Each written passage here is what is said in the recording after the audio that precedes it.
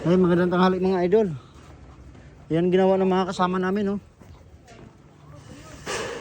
Mga steel framing. Dalawa lang sila nagkakasa, oh. Binubuo na nila dito sa loob. Yan, oh. Ito yung trabaho nila dito sa Australia. Mga steel framing. Kinakasanan nila lahat yung mga ano, gilid-gilid, buo-buo na. Salpak-salpak baga. Dalawa lang tumira niyan, ayun, oh. Tapos ito naman yung mga bahay na tapos na. Yan. Finish na yan. May mga pintura, may lababo, may CR, cabinet, kompleto na, i-deliver na lang yan.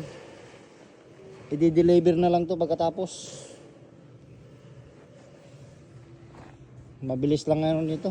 Mabilis yung trabaho. Tapos pagdating naman doon sa site na lalagyan ng itong mga bahay, yung mga gas-gas, i-retouch na lang. Kaya ganun kabilis dito ang gawa ng bahay. Ayan, oh.